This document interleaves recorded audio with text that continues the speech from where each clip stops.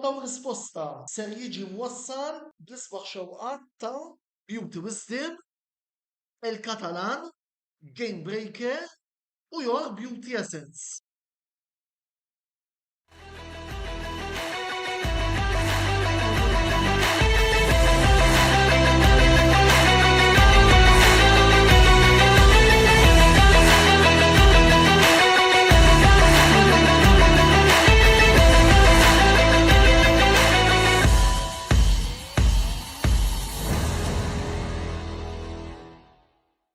Antonello Bellesellilkom jotikom merħba l-44 episodju mis-sensiela botta u risposta fejn il-lejla ser niddiskutu l-kampjonat biju fil-Premier li ser jibda propju għada fil-axija fil-seba bil-logħba bejn Massa Xlokku u Naxxar Lions fil-Stadium Nazzjonali ta' Taqali.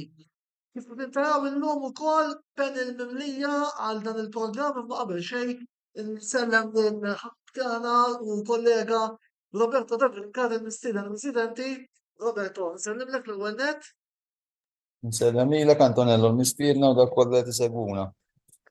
Tajjeb wis kif qegħdin taraw illum tliet mistiedna illi nistgħu ngħidu hekk jirrappreżentaw tliet clubs tradizzjonali għaw Malta. Fin-nofs bdejna fuq naħa fuq għandna lill-delegat tal-MFA għat-Champions Hamrun Spartans, Viktor Kassar. Mbagħad isfel għandna żewġ partitarji fuq ix-xelluk, Rajn Muscat, partitarju ta' Mikil Karo fuq il-lemin, Quentin Farrugia, partitarju ta' Valletta. Ringrazzjaw nek il-mistedin tagħna tal-lejla u ġobhom jingħaqdu magħna għal dan il-programm. Assoltu fakkarkom kull min jixtieq jintervjeni, saqs xi domanda lill-mistednin jew lil Roberto wkoll jista' jagħmel dan billi jidħol fis-sezzjoni li għandna tal-kummenti u jgħid dak kollu illi jixtieq biex ukoll jintegra fid-dibattitu li jisser ikollna llejla. Biss qabel ma nibdew ukoll anke bl-għajnuna tal-grafika naraw ftit min se jkunu l-14 il-protagonista tal-kampjonat BOF Premier għal din is-sena. Balzan, Birkirkara, Florjana, Budja United, Ksira United, Hamrun Spartans, Hyperions, Marsa Xlok, Mosta, Naxxar Lions, Santa Lucia, Slima Wanderers, Sirens u Valletta. Dawn huma l-14 tim illi din is-sena se jkunu qegħdin jiffurmaw il-kampjonat BOF Premier. U bħassoltu, Roberto, nibdew bl-editorjal għal dastant inħalli l-mikrofonu fidejk biex tintroduċi s-suġġett qabel ma nibdew ndaħlu l-mistednin tagħna.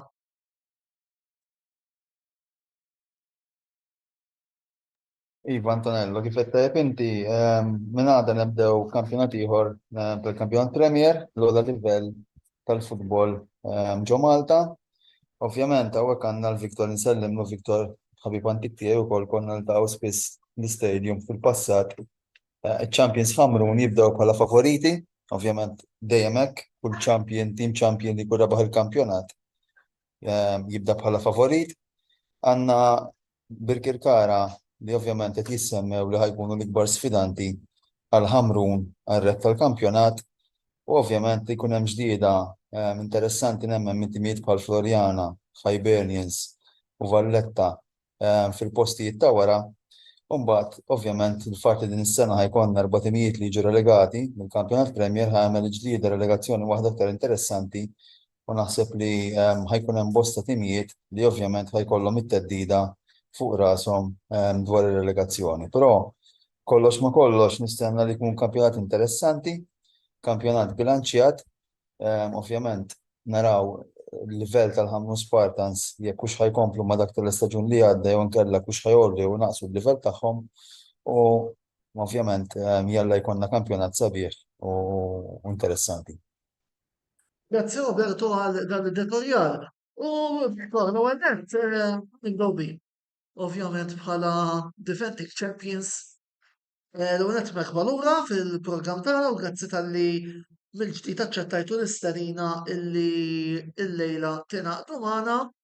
U kif beda jgħid Roberto wkoll bla dubju li Hamrun Spartans ser tibdew il-kampjonat bħal favoriti biss. Fintom tistennew dis-sena, qed tistennew li terġgħu taħarbu bħalma għamiltu fl-aħħar kampjonat qed tistennew li forsi dis-sena l-insegwituri jsejtukom iżjed kedda? Tittixer il-mikrofonu. Mela, l-ewwel nett nirringrazzjak tal-istedina, insellem il-panel u il-min qed jismana fuq din il-Facebook page, insellem il-Roberto hawnhekk. Il-kelma naħarbu hija kelma tqila. Tpoġġi iżjed pressure fuqna. Ovvjament aħna noħorġu biex nerbħu kull unur li hemm available fil-futbol Malti. Dis-sena hemm 3 titli li rridu niġġieldu għalihom u aħna li huma il-League, l-FA Trophy u s-Super Cup. Semmew jekk il-Ħamrun u se jollu il-livell tagħhom. Jien iktar naħseb li il-timiet l-oħra se jollu l-livell tagħhom, jiġifieri naħseb li l-isfida l-kampjonat dis-sena ħatkun ħafna iktar bilanċjata. Timijiet naħseb jiena se jkun iktar sfidanti għal Ħamrun. Għalina dal-kampjonat ifisser xi ħaġa speċjali għaliex jekk nerbħu dan il-kampjonat aħna nkun l-10 kampjonat u dan ifisser li tkun tista' tpoġġi l-istilla fuq il-flok li hija xi ħaġa li tfisser għalina il-Ħamruniżi u naħseb għal kull klabb. Inti qatt naħarbu, jiena nerġa' ngħid naħarbu mhix il-kelma adattata, aħna noħorġu għal kull logħba biex nerbħu. Is-sena l-oħra kellna kampjonat tajjeb ħafna, xorta waħda diżappuntati li ġejna eliminati mit-trofi u għal daqstant dis-sena rridu mmorru oltre milli morna s-sena l-oħra. Fil-klim ieħor issa qed ittejni x'nifhem illi qed timmiraw għad-double dis-sena. Ikkorreġini kien żbaljat. Le, aħna kif għadlek aħna qed nimmiraw għal kull unur li joffri l-futbol Malti. Għal daqstant kull tazza li hemm fil-borma aħna se niċċalliġġjaw għaliha. Sewwa wisq. Mela mmorru biex niftħu il-mikrofonu ma' mistieden ieħor Clint. Merħba fil-programm tal-lejla. Valletta, din is-sena x'ambizzjonijiet għandkom wara żewġ staġuni ħansejħulhom hekk. Below the standard li nafu it-timbelti fihom. Taħseb li għandkom skwadra biżżejjed biex almenu forsi tiġġieldu għall-Ewropa dis-sena? Mela, l-ewwel nett grazzi tal-istedina Antonello, proset tal-programm, nselli l-met jismana u nselli wkoll għall-panel li qed dal-programm. Mela, għall-mistoqsija tiegħek, bażikament korrezzjoni żgħira, konna ġejjin minn 3 staġuni ta' diżappunt, fis-sens 3 staġuni spiċċaw fis-7 post, jiġifieri mhux is-soltu tagħna li għal 3 staġuni wara xulxin nispiċċaw dik il-pożizzjoni. Hopefully, l-ambizzjonijiet tagħna dal-istaġun naħseb huwa sigrit magħruf li nixtu nħalgħu minn dak il-post u niġġieldu mod kompetittiv biex inkunu aktar ma ta' fuq. Ġifieri l-ambizzjonijiet huma li nippruvaw kemm jista' jkun, qed tifhem mara kemm jista' jkun, nerġgħu nibdew nieħdu sehem fil-kompetizzjoni Ewropej. Kulħadd xi jfissru l-kompetizzjoni tal-klabs Maltin, parti li tiltaqa' ma' klabs differenti mill-kamp Ewropew ukoll tfisser tul finanzjarju li jista' b'xi mod itik nifs għall kumplament tal-istaġun. Qed tifhem nemmen li dis-sena fis-sens kien ħafna tibdil, il-barranin tista' jitbidlu kważi kollha bl-eċċezzjoni f'Nissier żball ta' xi 2 jew 3, il-bqija huma kollha barranin jew ġej minn klabs oħra lokali, Bolanios, tifhem il-Gudja u r-ritorn ta' Benitez u hemm xi barranin oħra li ġejjin kompletament minn barra, tifhem il-ġural l-ewwel darba ħajlabu fil-lig Malti. Titta żmien biex jidraw il-xulxin, tifhem?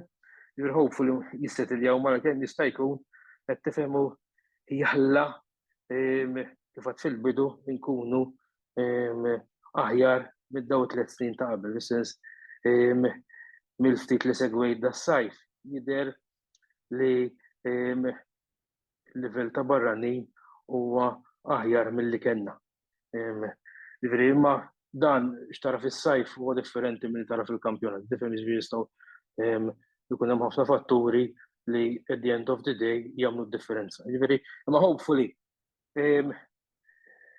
inkunu hemmhekk ta' teddida għat-tielet jew ir-raba' post jew inkella għat-trofi tifhem biex issifar ukoll minnha, tifhem?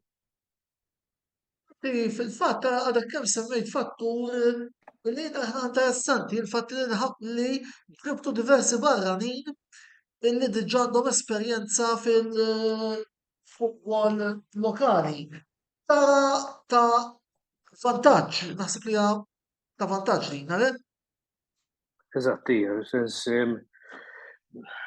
normalment mhux kulħadd l-istess, nibdew minn hawnhekk, imma li jkollok plejer li jkun jaf is-sistema l-ambjent tal-futbol lokali diġà nemmen li ta' vantaġġ. Tifhem ġifieri għandek il-Falcone li m'għandux bżonn biex jidra l-ambjent, qed tifhem ġifieri imbagħad għandek plejers oħrajn fis-sens bħal Bolaños ġifieri li mal-Gudja tifhem kien tajjeb fuq wara ġifieri u nemmen li isma' jiffitja fil-pjanijiet tat-tim ġifieri id-diviżi apparti mill-attakk jgħidu tifhem ġifieri nemmen li jisma' il-fatt li daw ġejjin minn klabs lokali tkun ta' għajnuna biex jissettiljaw mara kemm jista' jkun. Tifhem ġifieri il-lik huwa dak li hu morret 26 logħba imma tajjeb li nibda fuq tajba tifhem għax imbagħad fil-punti li fil-bidu jistgħu jkunu ta' detriment, speċjalment dal-istaġun kif għadda fil-bidu ma ninsewx li minn 14 jaqgħu 4. Ġifieri ġiex logħbiet iżjina jistgħu jitfgħu fil-periklu mingħajr ma trid li tħares warajk mhux quddiemek, tifhem? Sewa wis. Mela, Rajn, niġu issa lejk l-ewwel nett, grazzi tal-lejla ingħaqad magħna. U kif qalli tajjeb il-ħabib tagħna l-YouTuber ta' Manchester United, Gran Fenek u oħrajn f'din il-lista awguri għax illum tal-żmienek. Grazzi ħafna, napprezza. Mela, fil-fatt ukoll apparti Ġan, li minn hawnhekk ukoll nixtieq insellem u nirringrazzja tal-videos interessanti li jtina waqt il-programm Mixzone. Rita Muscat li qed tawguralek ukoll, mbagħad ħafna supporters oħra ta' Birkirkara li qed jgħidu tagħhom fosthom Alexander Gawci, Kejlok Buħaġ, Mario Kalleja li inselmu ukoll u nirringrazzjaw tal-lejla qed jingħaqdu magħna. Mela, Birkirkara, dis-sena taħseb illi lesti biex tisfidaw lil Hamrun Spartans sar tal-kampjonat anki fuq dak li rajna matul l-esperjenza nazzarna sfortunata li kellkom dis-sena fil-conference? L-ewwel nett Antonello, nixtieq nirringrazzjakom tal-istedina u proset tal-programm. Insellem lill-komplement tal-panel u l-aħħar mhux l-inqas insellem lir-rispettaturi kollha li qegħdin isegwuna. Kif dejjem jgħid il-President tagħna Michael Valencia, we will give it our best shot against anyone. It-tim tagħna tibda mill-President Michael Valencia u tkompli ġifieri bil-coach. Il-coach jirrifletti dak li jixtieq il-President, jiġifieri li nagħtu iktar minn 100% kull logħba. Il-players uraw biċ-ċar li jafu dan, speċjalment dawk li kienu magħna s-sena l-oħra u dawn li qegħdin ġodda magħna rridu jidraw ukoll din il-mentalità li aħna nilagħbu kull logħba aktar minn 100%. Ovvjament l-ambizzjonijiet tagħna huma li nkunu relevanti, jiġifieri aħna mhux se noqogħdu ngħidu se nirbħu l-League, jew se nirbħu Super Cup, jew inkella se nerġgħu nirbħu trofi biex inżommuha ġewwa l-wied. Aħna nixtiequ, kif dejjem jgħid il-President tagħna Michael Valencia, li nibqgħu relevanti. Is-sena l-oħra orejna l kulħadd li konna ħafna relevanti, naħseb li l-klabs kollha ramaw dis-sena, għamlu akkwisti ħafna importanti, u bħala kampjonat jidher li se jkun sabiħ. Però aħna nemmnu li on our day nistgħu nirbħu lil kulħadd.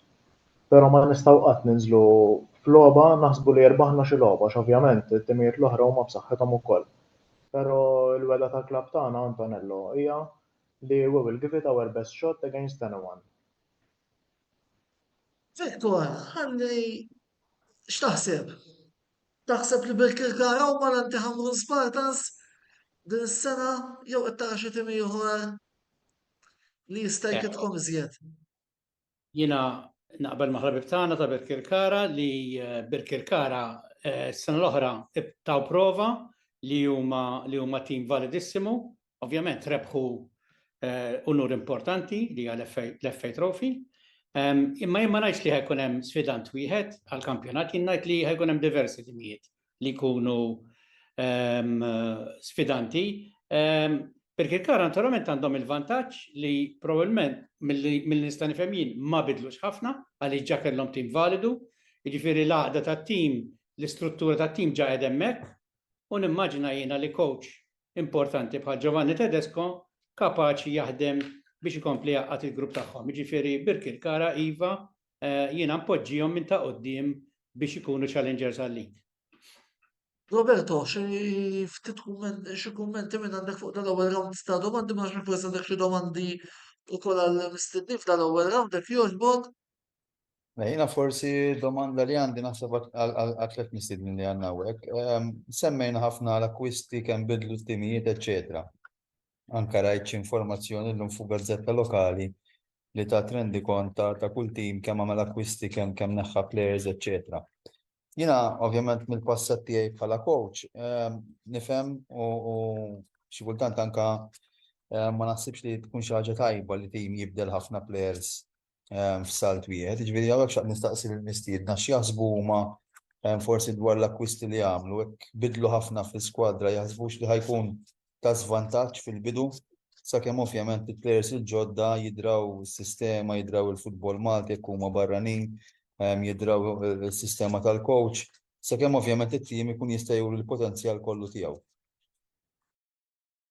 Min se jidħol iwieġeb l-ewwel, Clint, tibda inti u mbagħad rajnu jagħlaq Viktor.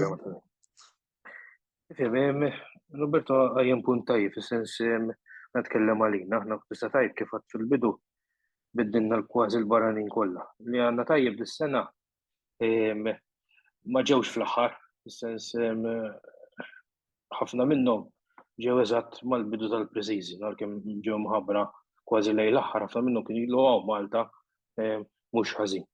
Jiġifieri dik tkun ta' għajnuna. Still hemm differenza bejn il-lobbit ta' ħbiberija u l-lobbit propja kompetittivi fejn it-tempo u l-intensità tkun ferm aktar għolja mill-friendly. Tifhem? Issa sta għat-technical staff sta għal-players nifissom tifhem li l-għajnuna l-atmosfera biex ma kemm jista' jkun jitlu tifhem jiġifieri ma ninsewx li jisma' ħajkun erbolobit mal-ewwel, sens lik ħajkun hawn erbolobit f'tem ta' 3 ġimgħat u mbagħad ħajġa jieqaf. Qed tifhem minħabba l-waqfa tan-nazzjonali, jiġifieri tajjeb li wieħed jibda fuq siq tajba, tifhem jiġifieri importanti li mara kemm jista' jkun il-players isibu saqajhom, tifhem? Ħalli ninterrompik ftit, qed tara għall-kalendarju tagħkom, Clint.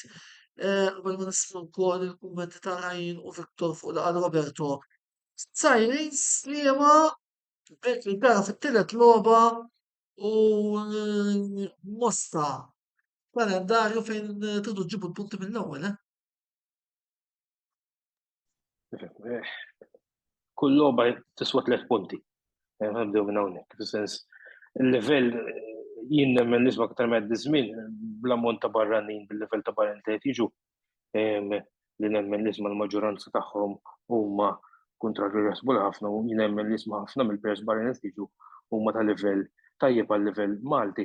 Qed tifhem nemmen nisma' l-clubs il-maġġoranza huma kollha fl-istess ilma taqta' l-Ħamrun li kulħadd jaf barranin għandhom qed tifhem jista' il-każ li hemm dawk il-ġiex timijiet l-aktar tnejn qed tifhem li jista' jkunu huma batuti, qed tifhem? li għandek kifat għandek 4 logħbiet mal-ewwel, 3 minnhom f'ġimgħa.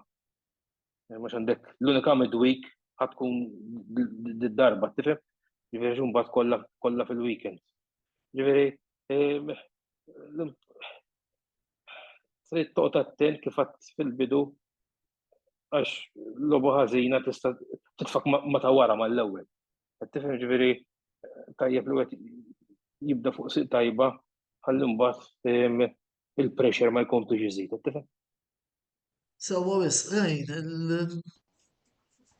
l-opinjoni tiegħek fuq għalina Roberto.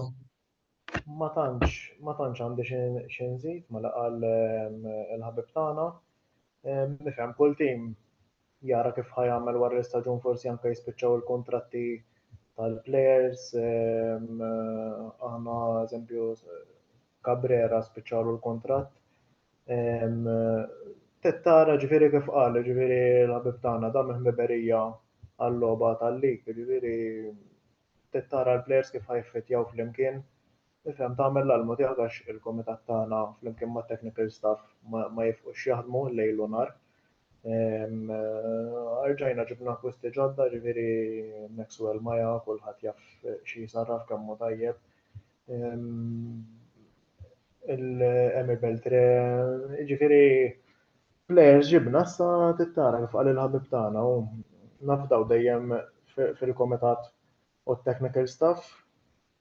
Għandna coach ġifieri ħafna bravu, għandu esperjenza anke fis-Serje A, flimkien mal-assistant coach Malti, ġifieri bravu immens. Sa żmien qed jingħla parir, naraw. Victor? L-ewwel nett bħala Ħamru Spartans aħna diġà labna 6 partiti fil-kompetizzjoni Ewropej, ġifieri dak li kellu x-xogħol li kellu jsir biex taqqat it-tim ġa beda x-xogħol tiegħu. Issa hawnhekk nixtieq nikkummenta fuq dik li fl-opinjoni tagħna sar żball kbir, id-deċiżjoni li ttieħdet li l-kampjonat jibda daqshekk tard. Dan ifisser li min ħasem fil-kompetizzjoni Ewropej bħalna u mhux għalina biss, anke min ma ħassem, wara li ikkompeta u mbagħad kellu jagħmel pratikament xahar jew 5 ġimgħat pratikament wieqaf li kellu jarġa' jagħmel programm ġdid ta' training u ta' taħriġ. Aħna ma qbilniex assolutament ma' deċiżjoni. Fil-fatt il-kampjonat Malti huwa l-aħħar wieħed li se jibda fl-Ewropa jekk mhux fid-dinja, jekk tikkompara dawk li jibdew minn Awwissu sa Mejju. Fuq dan il-punt ġifieri aħna konna kontra ħafna. Dwar il-barranin ġodda aħna għandna 14 reġistrati, 6 kienu magħna is-sena l-oħra, ġibna 8 barranin ġodda minn diversi nazzjonalitajiet differenti. L-iskop huwa li tolli il-livell, imma dana mhux dejjem bil-fors jirnexxi, nisperaw li x-xogħol li sar li ilu ġej isir minn Marzu biex jintgħażlu dawn il-plejers isarraf fuq il-pitch. Grazzi Victor, morru għall-ewwel blok pubbliċitarju, nibqgħu magħna, nisimgħu x'għandhom xi joffrulna wkoll l-sponsors tagħna, 3 minuti oħra inkomplu d-dibattitu bit-tieni parti tal-programm Botta u Risposta.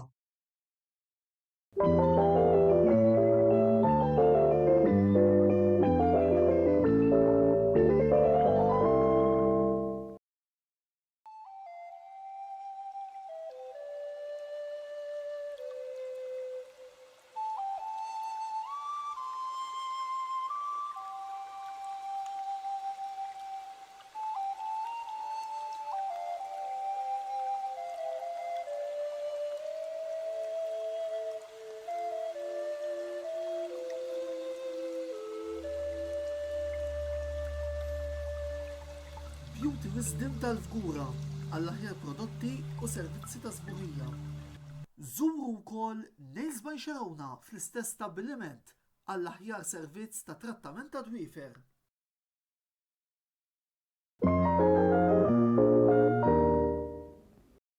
Wasal eluq żmien ommok, missierek, jew xi ħadd minn tal-familja, għandek xi okkażjoni jew xi attività mal-ħbieb u trid issib restorant tajjeb b'ikel ġenwin u prezzijiet qalbut ta' kulħadd, post wieħed għandek issib Il-Katalan tax-Xajra fejn issib għażla vasta ta' pizza, pasta, grills u għaġin f'atmosfera b'element familjari. Għal bookings ċempel fuq 21-800-997 jew żur is-sit tagħna għal iżjed informazzjoni. Il-Katalan, ir-ristorant għalik.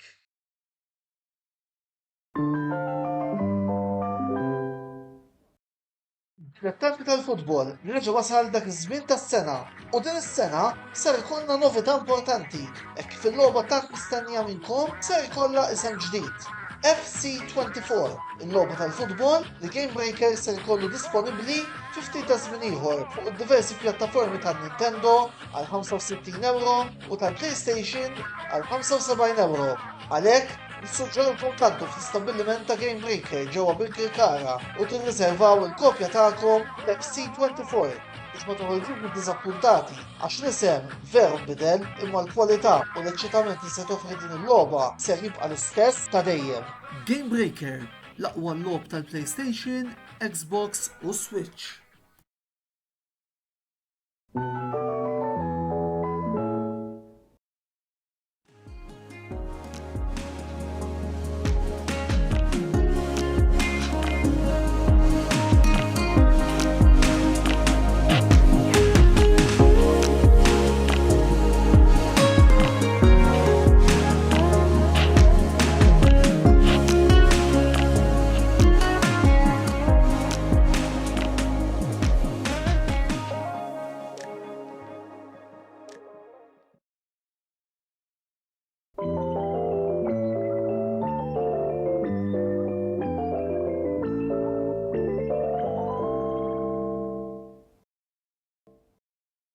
Merħba lura t-parti tal-programm Botta u Risposta fejn il-lejla qegħdin niddiskutu l-kampjonat BOV Premier u wara li qed rajna diversi partitari ta' bil-Kirkara qegħdin jitkellmu issa wasal iż-żmien ukoll li nisimgħu mingħand is-supporters ta' Spartans fosthom Patrick Grek fejn qed jgħidilna lesti għall-ewwel stilla u Brian De Gabriele li qed jgħidilna tismijiet lil sieħbi Viktor Kassar, nsemmu wkoll il-Brian li huwa wkoll ħanejdu hekk kien spettatur regolari tal-programmi tagħna. Viktor, forsi għandek xi messaġġ għal Patrick u għal Brian qabel ma nkomplu nelaboraw fuq punt li għaddejt inti stess. Żewġ Spartani ta' veru, nsemmilhom minn hawnhekk u ngħidilhom jagħmlu kuraġġ għall-kampjonat li ġej. Sewwa wisq, mela, ħalli nkomplu fuq punt illi bdejt titkellem fuq inti l-ewwel Viktor. U għandna dan il-messaġġ mingħand wieħed mill-producers tagħna Brady Buġejja li nixtieq nirringrazzja wkoll tal-ħidma sfiqa li jagħmel minn wara l-kwinti biex dan il-programm ikun jista' jitla' kif qegħdin taraw illum fejn qed jistaqsi taqblu li l-kampjonat ħajjibda kemm xejn aktar mis-soltu Viktor li nitkellem fuqha. Forsi l-mistednin jistgħu jelaboraw rigward part support qed isir sforz biex dan jissaħħaħ. Mela, Clint u Ryan ħanibda bikom u ħanibda fuq tieni domanda u mbagħad tistgħu tkomplu wkoll titkellmu fuq l-ewwel domanda li tefalna Brady.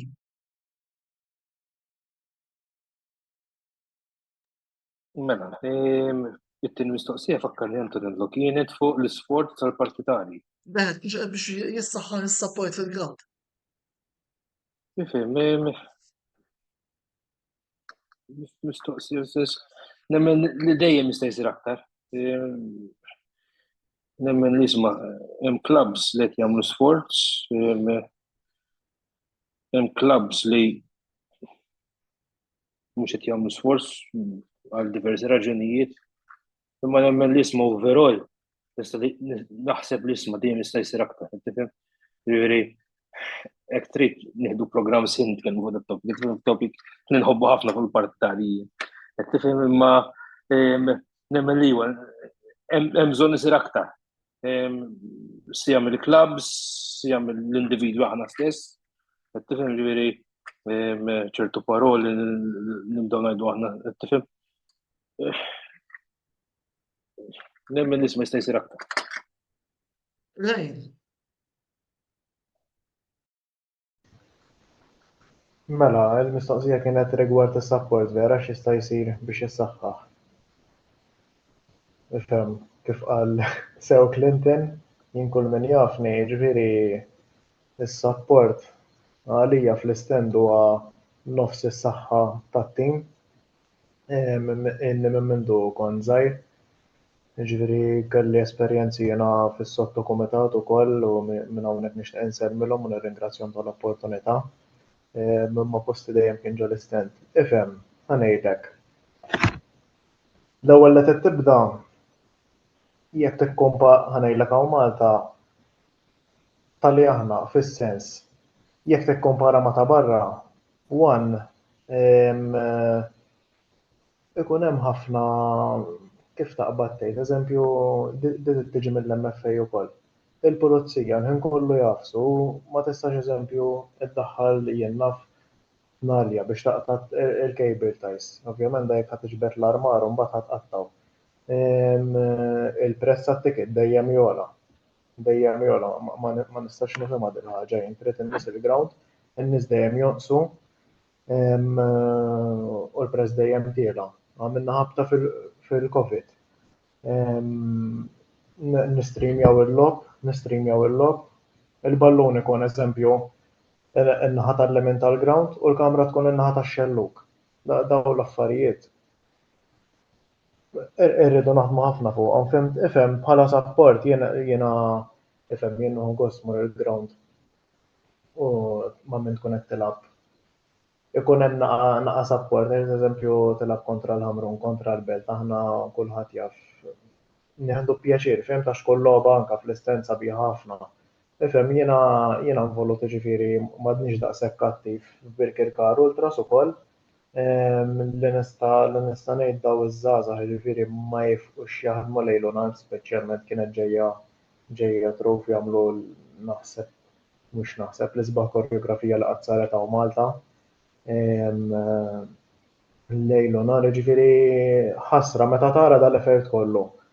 Imbagħad tmur il-ground l-ewwel li tibda naħseb jien l-infurzar fl-istent anke dik jiġifieri ġew il-Maċedonja s-salabu hawn Malta.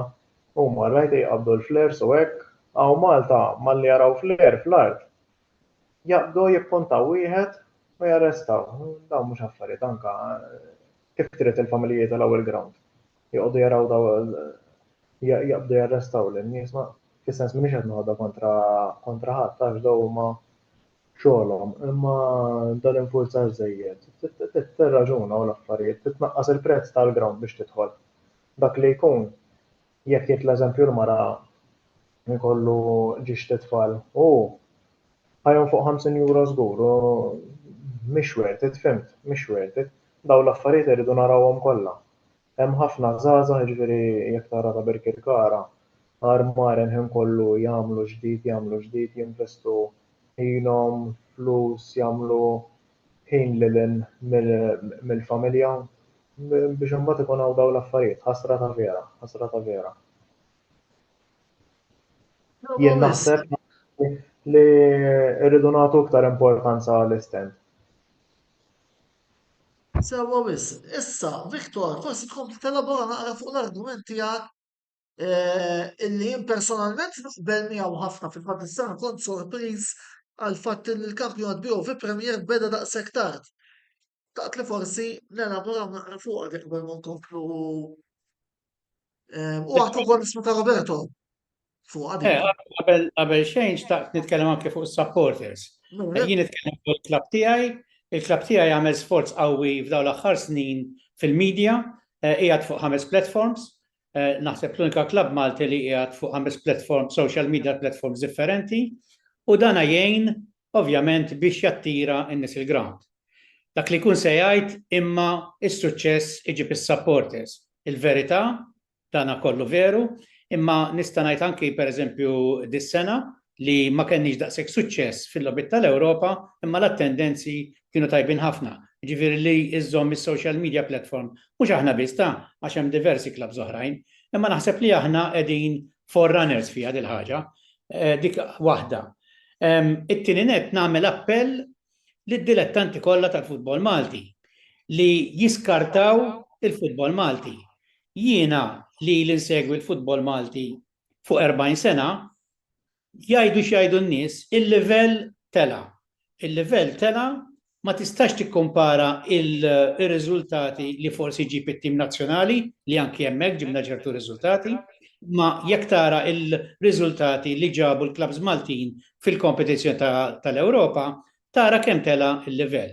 U dana għaliex qed isir sforz iżjed fil-klabs Maltin, ovvjament qed isir investiment anke fuq plejers barranin, u min jgħid li għaliex il-plejers barranin qed joħonqu il-plejers Maltin, jiena nirrispondih bis-sinċerità kollha li l-plejers Maltin li jilagħbu meta jkollhom barranin tajbin magħhom jollu anki l-livell tagħhom.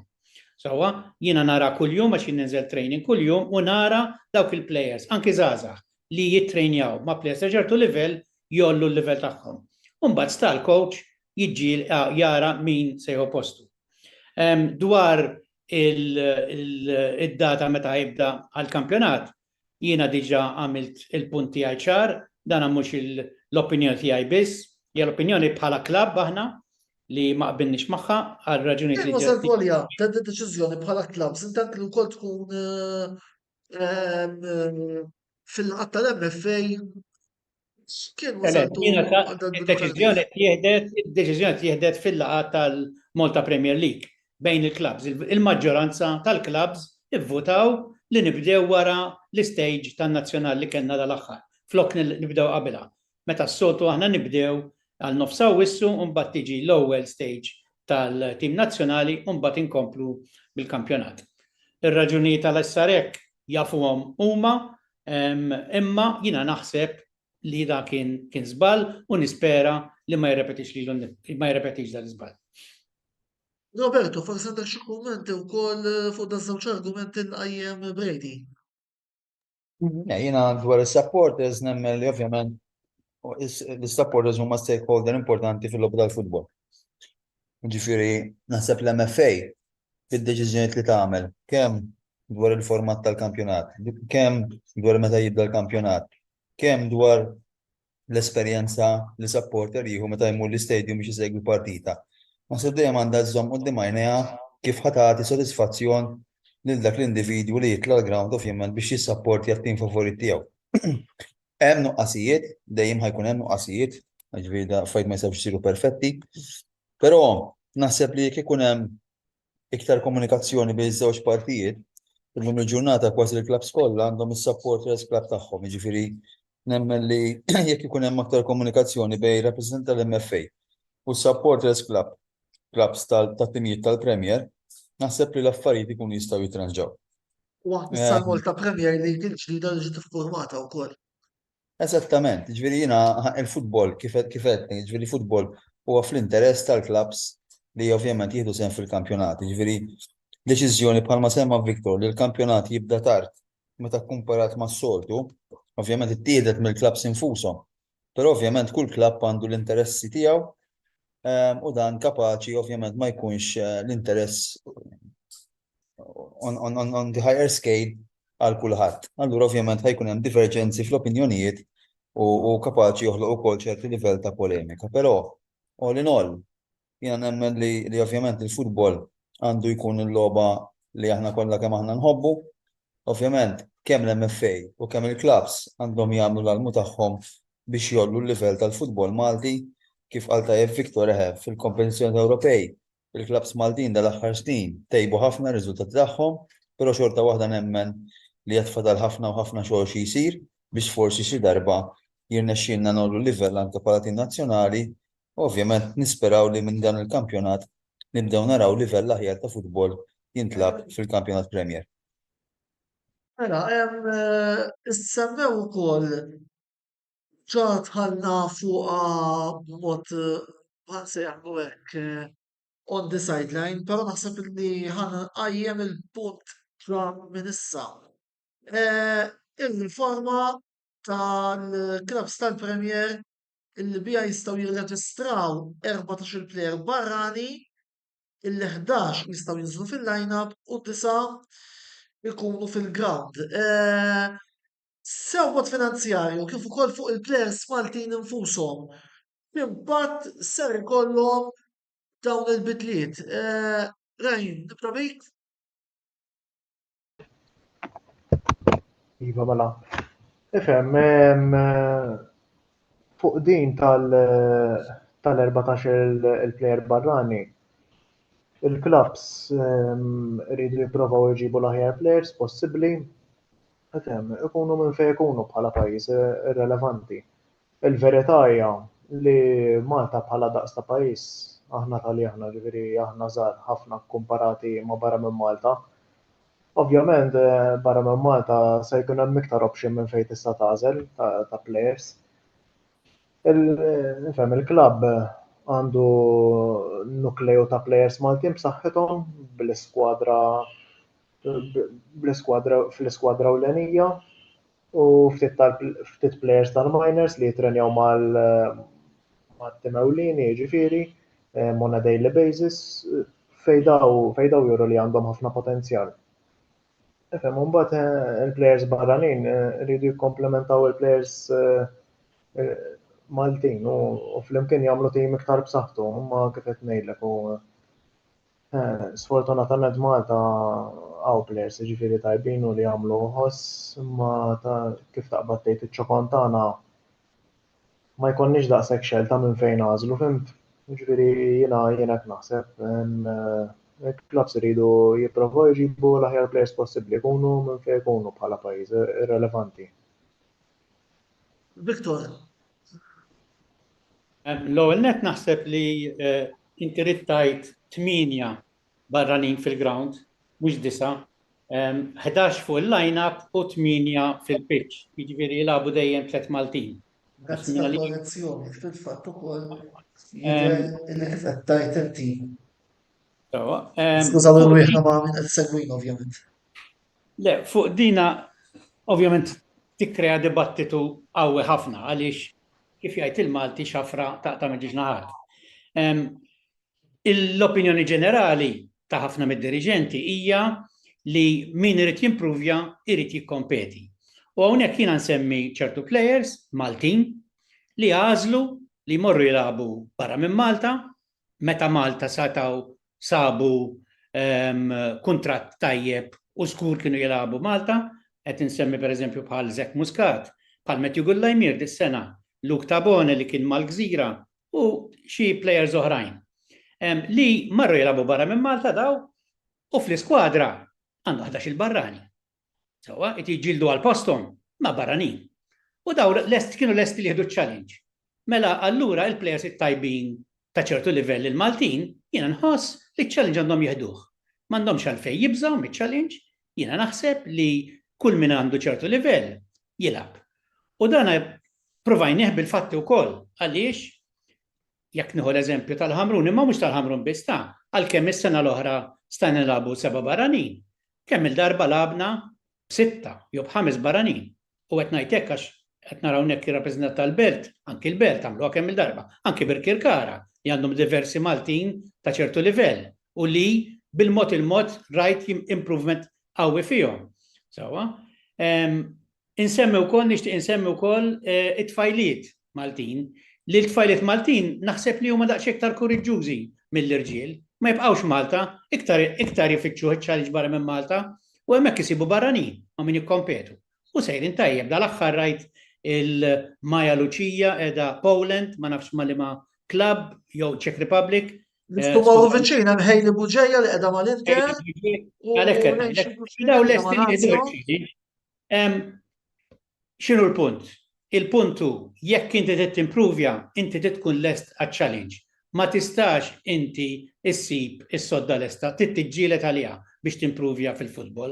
U din huwa fatt hija approvat kullimkien li min irid jimpruvja jew isib postu ma' tim Malti jiġġieled għal postu mal-barranin, inkella jmur barra minn Malta u jieħu challenge hemmhekk. Għanisma ta' klient, x'ma ta' domanda oħra mingħand Marċ-Kembri rigward dan l-argumenti li qajjem Viktor, ma ħanisma ta' klient l-ewwel fuq dan id-kors. Mela, naqbel perfettament ma li qalu Victor u Ryan nemmen li isma' għadin 6 snin tard, fis-sens ma ninsewx li aħna sa 6 snin ilu, sa 5 snin ilu, 6 snin ilu. Il-numru ta' barrin kien ferm inqas minn tal-lum.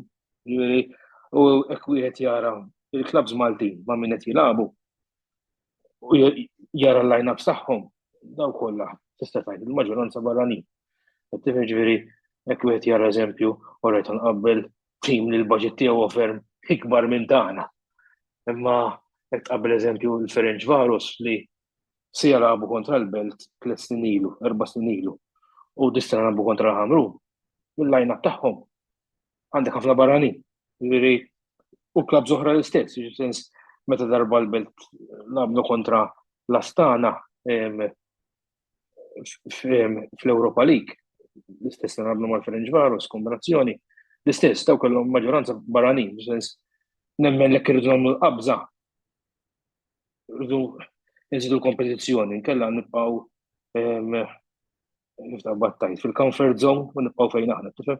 Ġifieri sa ċertu punt nifhem l-argument li jisma' il-plejer Malti sa ċertu punt ħajbat, imma mbagħad l-argument irid jibdel fis-sens hemmhekk irridu nagħmlu aktar pressure, rridu npoġġu aktar bil-qiegħda biex inżidu ir-riżorsi fil-grassroots. Tifhem ġifieri suġġett ieħor li jisma' rridu naraw biex inġiblek eżempju llum il-ġurnata sens offiża li ħadd kif m'għandniex dak il-plejer attakkant Malti tal-kaxxa, tifhem?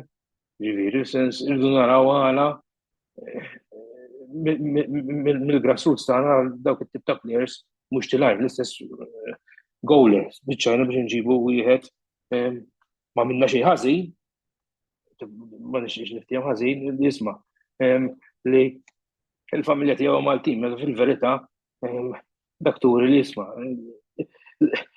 ma rridux li għax mhux qed nipproduċu Maltin inneħħu l-possibilità li nġibu barra xinkella qatt ma saru dak il-pass, tifhem dik l-opinjoni tiegħi fis-sens.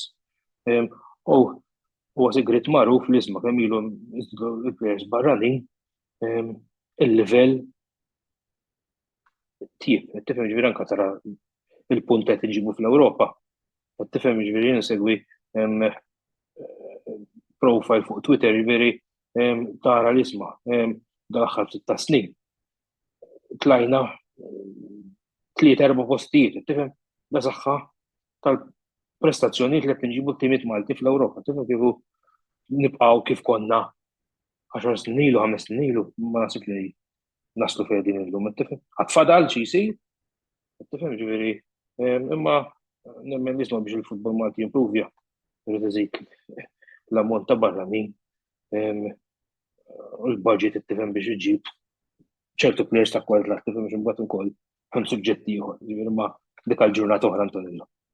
Eżattament. Roberto, forsi kelma żejra minn għandek. Jina fuq il-players barranin u kemm jintużaw barranin, ovvjament naħseb li biex nikkompetu ma' timijiet barranin fil-kompetizzjoni Ewropea, ovvjament li tikonna ammont ta' barranin sostanzjali. Però jina forsi mistoqsija dejjem saqsejt li nifsi u anka ġieli xi kollegi minn klabs involuti x'livell għandhom il-players barranin jinġabu Malta. Tara players barranin li verament jollu l-livell tal-klabb li jkunu jilagħbu magħhom, però mbagħad ikun hemm players barranin li forsi huma ekwivalenti bħala livell għal players Maltin. Tajjeb li nfakru li player barrani ovvjament iġor miegħu pakkett finanzjarju li huwa ta' ċertu ammont.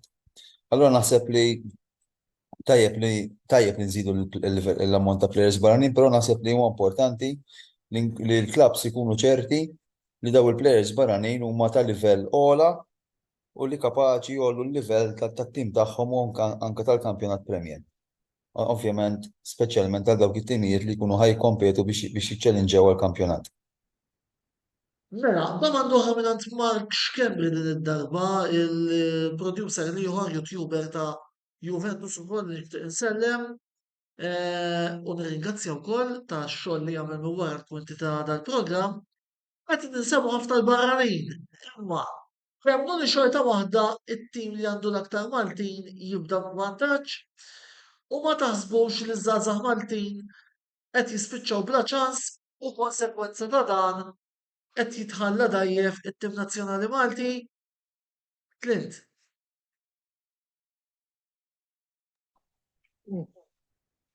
Nifhem, li jkollok il-plejers tan-nazzjonal ma' tim wieħed qed vantaġġ għalkemm nista' nimmaġin ħamru kif kienu daw il-ġimgħatejn mingħajr 6 jew 7 plejers Maltin meta kienu daw man-nazzjonali. Ġifieri minn banda dawk il-ġimgħatejn li ma jkunux miegħek abban nazzjonal ma taħdimx favorit, qed tifhem? Fuq il-mistoqsija tal-barrani, minn dejjem kienet waħda konsistenti, qed tifhem ġifieri nemmen li jisma' biex nimpruvjaw, qed tifhem? Irridu nġibu ċertu players ta' livell, qed tifhem? Issa, jista' jkollok dak l-argument fejn jgħidulek l-aqwa li nimlew it-timi bil-barranin, qed tifhem? Biex nifrankaw xi ħaġa, ġifieri dak argument ieħor, imma nemmen li jisma' dawk il-klabs li huma għandhom ambizzjoni il-homework qed jagħmluh tajjeb, qed jagħmluh kif suppost, qed tifhem ma jġibux players li jaraw fuq YouTube u xi ħammorru qed tifhem bir-rispett kollu, ġifieri nemmen li jisma' dawk il-klabs li jridu imortejn fl-Ewropa qed jagħmlu homework kif suppost, qed tifhem? Victor. Le komment fil-qosor ġifieri dwar li qal Roberto li fuq il-livell tal-barranin li qed jiġu. L-ewwel nett nirrispondi il-ħabib tagħna tal-belt li llum m'għadhomx jiġu bil-YouTube, illum hemm Instat, hemm Y-Scout, hemm mezzi kif tanalizza il-players li ġib. Da ma jfissirx li ma tagħmel żbalji. Xorta jibqa' l-fatt li inti ġib players tonfoq il-flus ġieli u ma jirnexxilekx. U dan ikun waħda pereżempju minn raġunijiet li nsibu aħna l-Ħamrun, u naħseb isibuha problema il-klabs oħrajn, li meta jiġu jittrenjaw fuq l-artificial turf. U mbagħad iridu jmorru jilagħbu fuq l-ħaġix naturali li xi ħaġa li huwa diffiċli, ġieli jdumu ġimgħat jew xahar jew xhur biex jaddattaw ruhom. Imma jekk il-klabb jagħmel żball u jġib barrani li ma jirnexxix, ma jimpurtax jilgħab il-Malti. Hemmhekk għandu ċans qed jikkompeti. Imma jikkompeti f'suq miftuħ, mhux f'suq protett, mhux jilgħab għaliex hemm il-post għalih biss. Jekk huwa aħjar mill-barrani, dik mhix problema, dik jien anzi nieħu pjaċir jekk jilgħab il-Malti. Jien nieħu pjaċir ninżel nara training u nara il-Maltin jittrejnjaw, jiċċallinġjaw il-daw il-plejers barranin li għandna u jippruvaw jaħdulhom posthom. Li hija xi ħaġa naħseb jiena u din rajni anke aħna fit-tim tal-miners tagħna. Aħna tal-aħħar sentejn konna champions tal-youths ta' Malta u l-players, ħafna mill-players tal-youths kienu jittrejnjaw għal-ħin twil mal-kbar. Il-barranin u anke il-players tan-nazzjonali li għandna magħna ġabulhom rispett kbir u hemmhekk sar improvement qawwi wkoll. Jiġifieri li tħallat it-tajjeb mhux ma' minnu inqas tajjeb, imma li tħallat it-tajjeb ma' min qatt forsi ma sarx dak il-livell hija xi ħaġa pożittiva ħafna. Sewwa wisq, mela, naħseb nistgħu mmorru wkoll għat-tieni blokk ta' riklami ibqgħu magħna il għaliex botta u risposta ikompli wara dawn.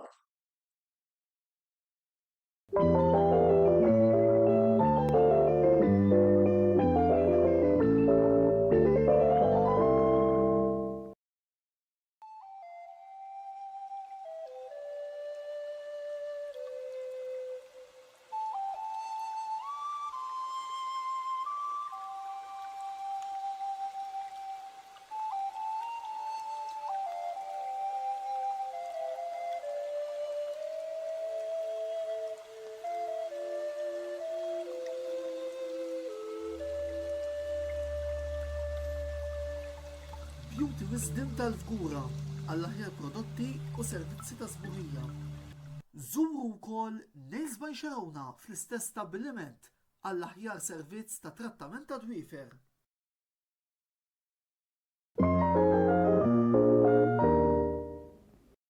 Wasal eluq żmien ommok missierek jew xi ħadd minn tal-familja, għandek xi okkażjoni jew xi attività mal-ħbieb u trid issib restorant tajjeb b'ikel ġenwin u prezzijiet qalbut ta' kulħadd, post wieħed għandek issib El Catalan tax-Xajra fejn issib għażla vasta ta' pizza, pasta, grills u għaġin f'atmosfera b'element familjari.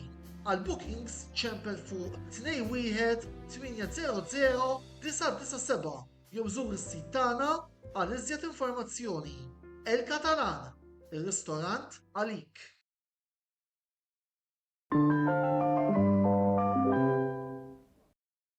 Fl-attanti tal-futbol, reġa wasal dak iż-żmien tas-sena u din is-sena ser ikollna novità importanti hekk fil-logħba tant mistennija minnkom ser ikollha isem ġdid. FC24, il-logħba tal-futbol li Game Breaker ser ikollu disponibbli fi ftit ta' żmien ieħor fuq id-diversi pjattaformi tan-Nintendo għal €65 u tal-PlayStation għal €75. Għalhekk nissuġġerulkom tgħaddu fl-istabilliment ta' Game Breaker ġewwa Bilkirkara u tirriservaw il-kopja tagħkom FC24 biex ma toħorġux mid-diżappuntati għax l-isem veru nbidel imma l-kwalità u l-eċċitament li se toffri din il-logħba ser jibqa' l-istess ta' dejjem. Game Breaker, l-aqwa logħob tal-PlayStation, Xbox u Switch.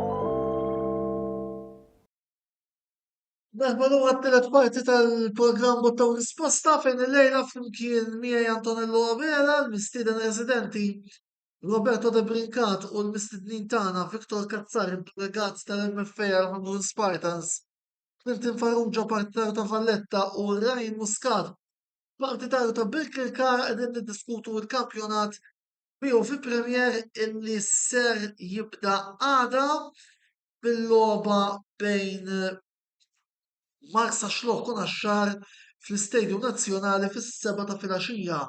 Qed naraw iżjed messaġġi teħlin issa anke qed naraw supporters tal-Belt li qed jintervjenu fosthom Sidli Busuttil. Messaġġ oħra tal-Anformosa fejn qed jgħidilna hemm żewġ direzzjonijiet li tista' tieħu titolli l-livell tal-kampjonat. Li tuża l-kunċett li introduċew Kazakhstan u Armenja ftit snin fejn kellhom kampjonat ta' 8 timijiet biss u koll kienu ta' livell elbu professional u waslu anki l-klabs tagħhom sal-kompetizzjonijiet Ewropej. Jiena personalment naħseb li għal Malta għandhom 8 huwa ftit wisq. Biss inkomplu niddiskutu l-kampjonat tal-lum fejn issa semmorru għal-rokna ta' Roberto De Brincat il-punt tad-dħul.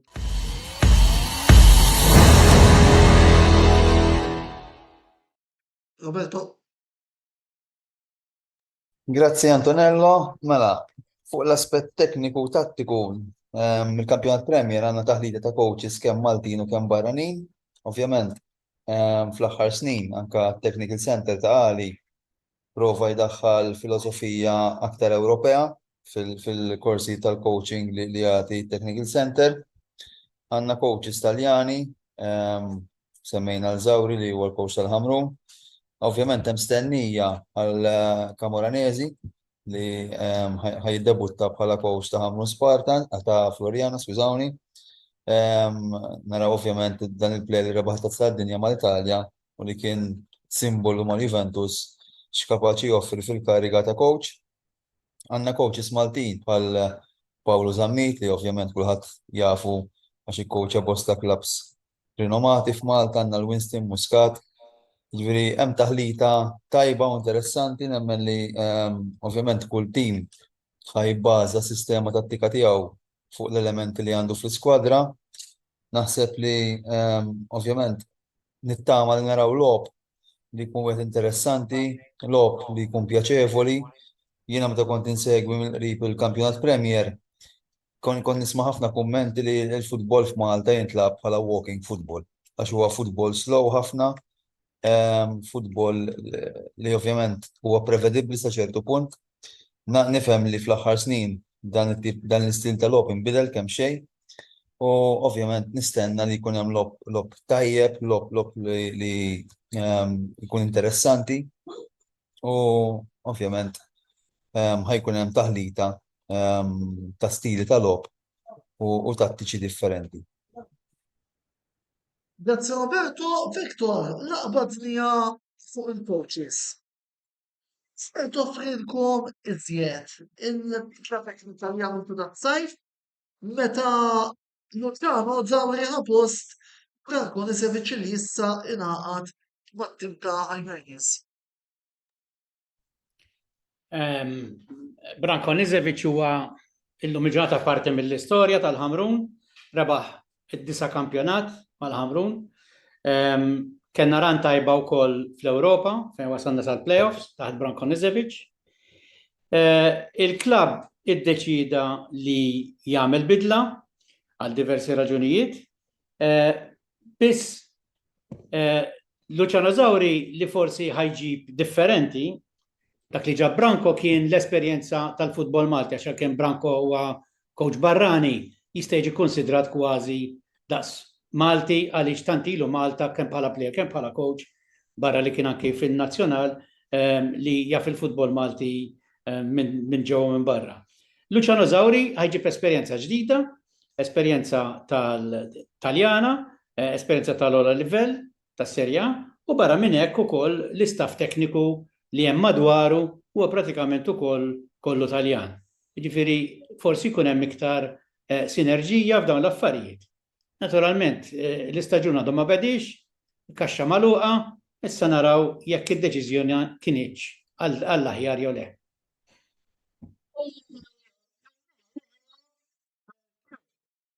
Semmejna coaches barranin għax il-fema tiegħi Valletta għandhom coach li huwa emerġenti u li kapaċi wkoll anki fil-futur jgħid tiegħu bħala suċċessi technical lef forsi kemm minn naħa tiegħek fuq il-coach tagħkom Clint. Ma sewwa tajt Antonello, sens tejn mikallef nibdew hawnhekk, it-tieni sena tiegħu magħna.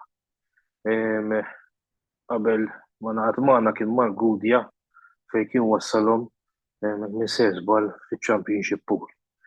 Ġifieri għal klabb żgħir bħal-Gudja, rispett kollu lejn il-popolazzjoni tagħhom u l-istorja tagħhom, nemmen li jisma' bħala achievement taħt mikallef kien tajjeb ħafna. Ġifieri il-coach għadu żgħir, għandu l-idea tiegħu, il-filosofija tiegħu, l-enerġija tiegħu.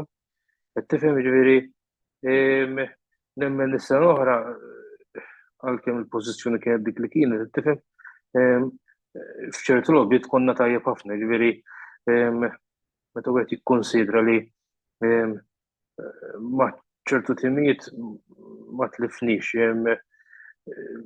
ġifieri all right, il-belt, eċetera, ma stell, nemmen li jisma' bil-limitazzjoni li kellna s-sena l-oħra, nemmen li jisma' tejn mikallef wassalna fejn kellu wassalna. Dis-sena il-materjal huwa on paper jidher ftit aħjar minn kellna s-sena l-oħra.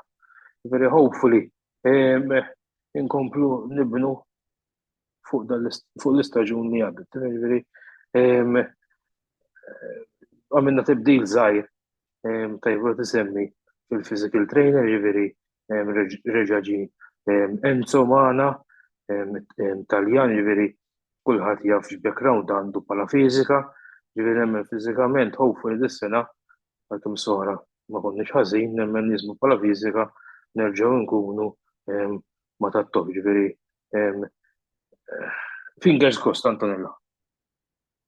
U biex anke wkoll nkunu ħadna round minn kulħadd Ryan.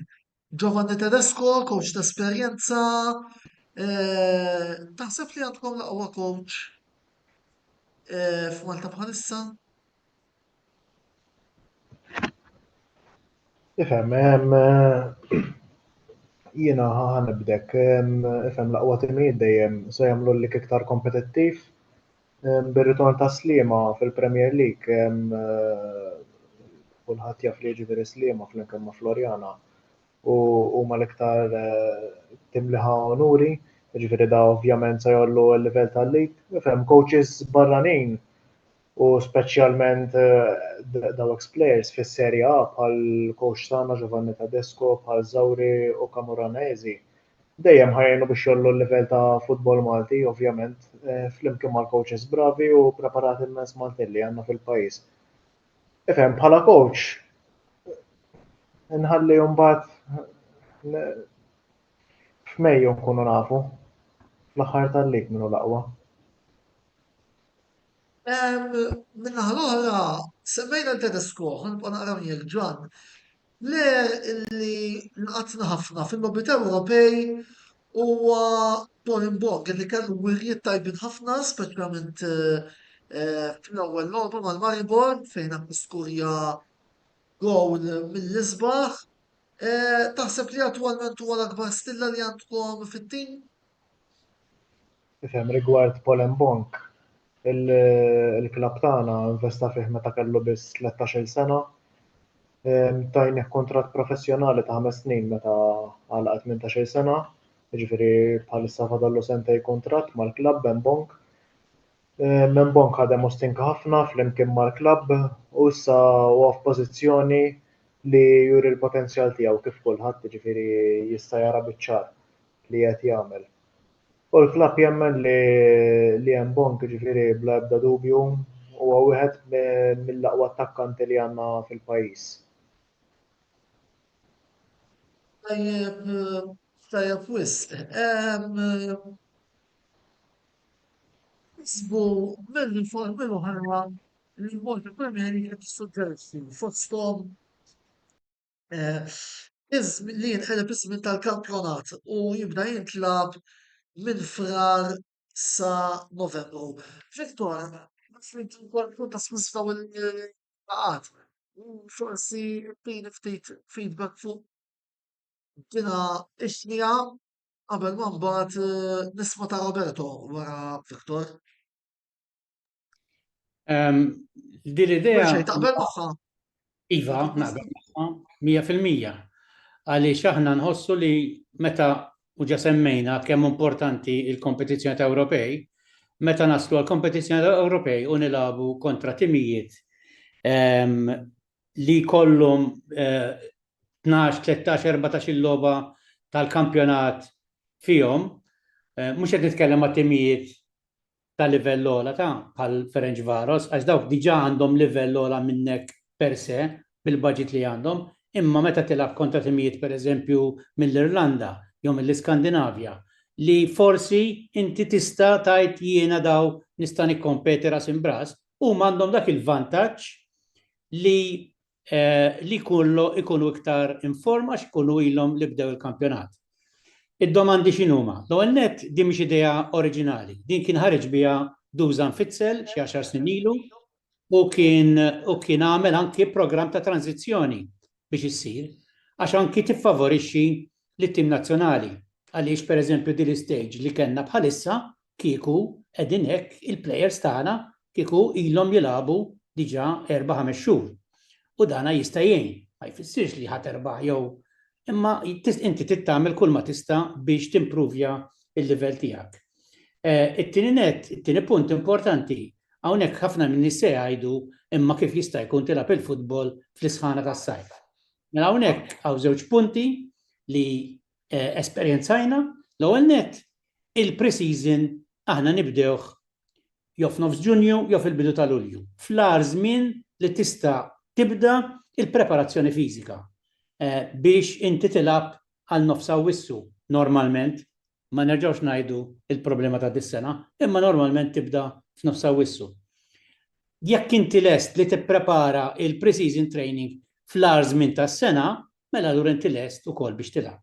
It-tieni punt huwa li min jilgħab fil-kompetizzjoni Ewropej, aħna pereżempju s-sena l-oħra labna 8 logħbiet bejn Lulju u Awwissu fl-eqqel ta' sħana.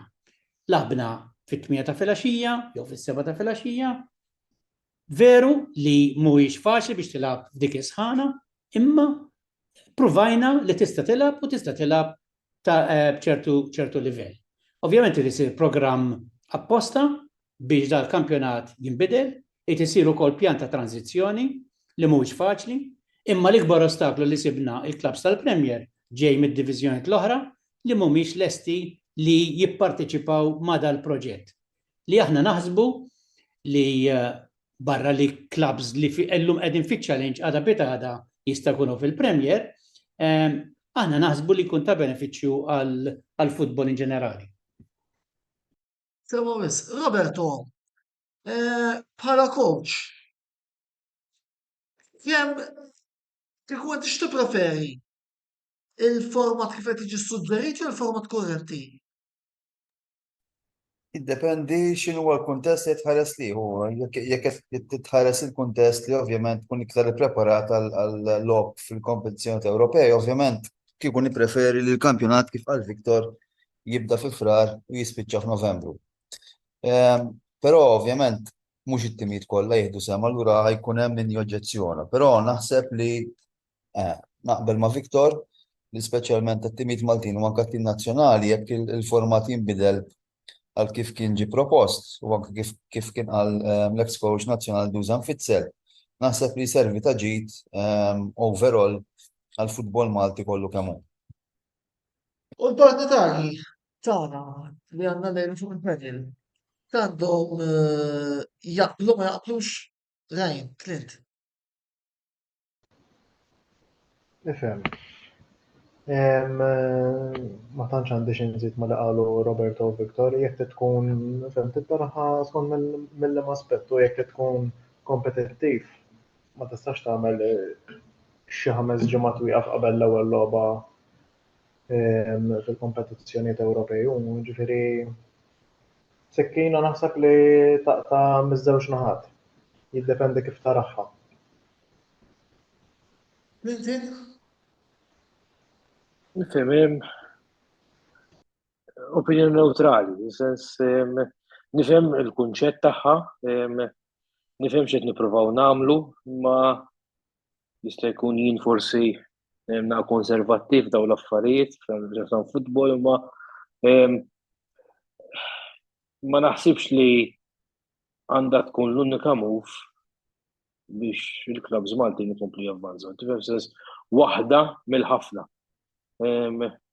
Sens kif għandi opinjoni neutrali at this stage, ġifieri nemmen nisma' aktar nies esperti minni biex jibnu fuq l-argument. Tifhem ġifieri mill-laqta ta' partitarju nista' nitkellem ħatkun ta' challenge kbar biex tressaq in-nies lejn il-ground fis-sajf. Għax aħna l-Maltin kulħadd jaf kif aħna b'sens nsibu l-inqas skuża biex lejn il-ground ma nersqux. U dak iż-żmien kulħadd jaf kif nittrattaw il-festija u Malta, ġifieri nemmen li bħala partitarji jista' il-każ li ntu daqqa. Imma gej, hekk isir pakkett kif suppost. Qabli il-mistoqsijiet li għandi, d-dubi li għandi, jiġu mwieġba aħjar mill-li qed naħseb. Sewa wis, mela, biex anki nibdew nasbu biex il-programm tal-lejla. Mhux se nistaqsi bħas-soltu min se jirbaħ, min se jiġi relegat, eccetera. Se nagħmel id-domanda li dam b'mod differenti. Taħsbu li ser ikun is-sorpriża ta' dan il-kampjonat u min l-akbar delużjoni jista' jkun tim, jista' jkun plejer, jista' jkun aspett. Nuħu naqraw minant il-panel u nagħlqu fuqha jalqa fuqha Roberto. Sta nibda jienek trid? Iju. Mela, bħala sorpriża nemmen meta nsemmin jew dal-programm ħajkunu ħal-Balzan fejn nemmen li Alla Vonni tilfu l-Torres. Nemmen li jisma' xorta għandhom setta barrani fejn jistgħu jagħtu ħarta jagħmel kulħadd, jiġifieri ma ninsewx li għandhom coach ta' esperjenza jaf kif jimur mal-players, eccetera, eccetera. Ġifieri nemmen naħal Balzan u warajhom nemmen ukoll li bl-akkwisti li jagħmlu Marsa Xlok jista' jkunu ta' sorpriża. Ma ninsewx li daw għadhom tilajn mill-Challenge League u fl-ewwel staġun tagħhom waslu għal-final tal-FA Trophy, ġifieri nimmaġina li l-ambizzjoni tagħhom li ħajkomplu jibnu. Bħala diżappunt, skont fil-lema l-inti taraħħa, nistens tittara l-ambizzjonijiet tat-timijiet x'inhuma, għax dawn mhux kulħadd għandu l-istess ambizzjonijiet. It-tim ġifieri hawn min jgħid li isma' rid insifer u ma jilħaqux, ma jilħaqx bħala diżappunt. Ġifieri diffiċli tgħid, ma naħseb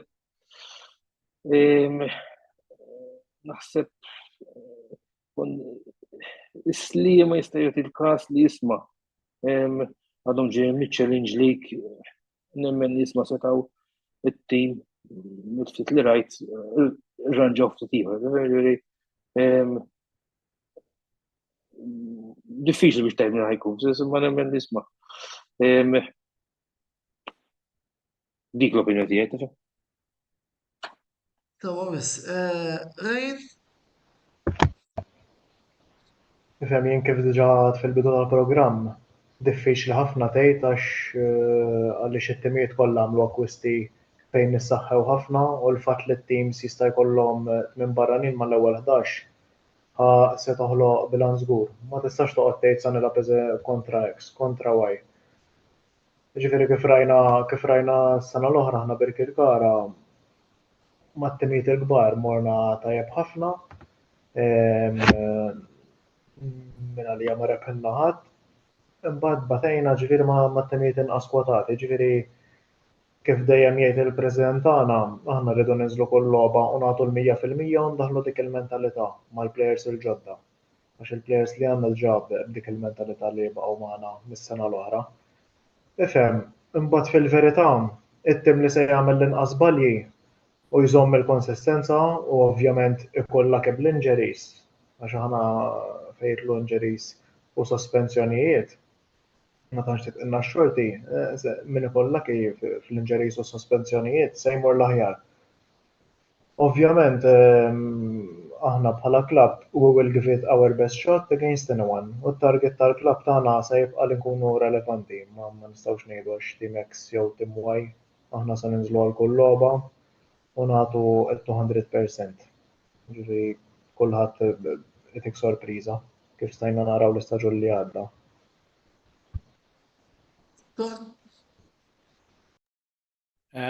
Mela, bħala sorpriża jiena għalija mhijiex sorpriża naqbel ma' sieħbi Clinton li huma Marsa Xlok. Marsa Xlok diġà is-sena l-oħra u rew titjib tajjeb ħafna u naħseb ukoll bl-akkwisti li għamlu dis-sena. Coach ta' esperjenza kbira fil-Premier, Winston Muscat, li kapaċi żgur imexxi t-tim fl-ola livell, jiena naħseb li Marsa Xlok se jkunu l-iktar l-outsiders. Dwar il-tim deludenti ma nixtiex nikkommenta għaliex jiena dejjem nemmen bil-prinċipju li jekk hemm 14-il tim u l-14-il tim iġibu kollha barranin tajbin, kollha coaches tajbin, xi ħadd se jispiċċa l-aħħar. Jiġifieri d-delużjoni il-kampjonat jiddeċidija mbagħad. Sewwa hemm ħafna fatturi kif semma Ryan, injury, suspension u problemi oħrajn, imma id-delużjoni mbagħad fl-aħħar il-klassifika tiddeċiedi matul il-10 xhur tal-kampjonat. Anzi skużawni, is-sena inqas minn 10 xhur, għas-sena bdew tard. Nafas ħafna fuqha Viktor di. Qed ninnutaw. Roberto, ħsieb ħari minn naħa tiegħek? Jekk jogħġbok? Jiena bħala timijiet sorpriża naħseb impoġġi tnejn, naqbel ma' l-kollegi tiegħi dwar Marsa Xlok u naħseb anke npoġġi l-Slima Wonders. Slima dom tim tilgħin mit-Challenge League, ovvjament għal-tim li kien għadu kemm ġie promoss. Mhix xi ħaġa faċli, però ovvjament l-istorja u l-isem ta' Slima Wonders u anke l-istaff tekniku li għandhom fil-preżent naħseb kapaċi waslu għal dan il-klabb biex f'dan il-kampjonat ikun wieħed mis-sorpriżi pożittivi li jista' jkollna. Dwar Mid-delużjonijiet naħseb għadu kmieni, ovvjament irridu naraw il-livell li ħajoffru t-timijiet, ma nixtieqx nazzar dan semmi sem ta' tim li jista' jkun delużjoni anke b'rispett lej sħabi li hemm f'kull klabb involut, ovvjament jiena ngħid nistennew naraw li ma tim sfortunatament ħajkun jispiċċa bħala delużjoni ta' dan l-istaġun. Grazzi l-panel tal-programm li kellna lejla, grazzi wkoll tmur l-sponsors tagħna li huma Beauty Wisdom, El Catalan, Game Breaker u Your Beauty Essence, ħaġikom il-kol tużaw is-servizzi tagħhom. Għalli indirettament tkunu qegħdin tgħinu l-kamra sportiva tkompli tikber u tkompli tella diversi programmi li issa ormai qed nibdew intellaw ta' kuljum. Infakkarkom li dan il-programm żjattajt il-lejla ikun ukoll fuq il-YouTube channel tagħna daqstant tinsewx tidħlu, tafsu fuq dik is-subscribe ħalli ma titilfu d-dejn mill-kontenut kollu illi ser noħorġu matul is-sena sa tista' tgħid. Kotta u risposta ser jirritorna nhar il-ħamis 12 ta' Ottubru. Ir-raġuni hija li issa ħajbdew it-tazzi Ewropej għal daqstant ukoll rridu l-ewwel qed nagħtu spazju jagħmlu biex kun jista' jarahom. U t-tieni net irridu nagħtu ukoll spazju l-YouTubers tagħna billi jgħaddu reazzjonijiet tal-lobby tagħhom għal daqstant ma jkollniex botta risposta se jkollna mix zone b'reazzjonijiet tal-lobby tal-Europa League. Imma fuq se jkollna programmi matul il-ġimgħa li ġejja, se nħallinkom għada għal għada fis-sitta mal-annamser tagħna Lorjana Brinkat u l-programm tagħha mill-ġimgħa tal-Kamra Sportiva. Se nibdew niltaqgħu fil-każ tiegħi nhar il-ħadd wara nofsinhar għall-analiżi tal-Grand Prix ta' Singapore tal-Formula Wieħed.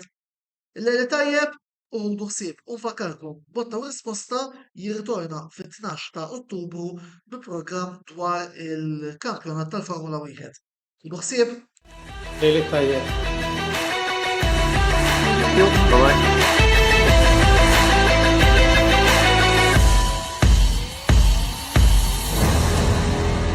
Botta u risposta ġim wassal lilkom bl-isbaħ xewqat ta' Beauty Wisdom, El Catalan, Game Breaker u Your Beauty Essence.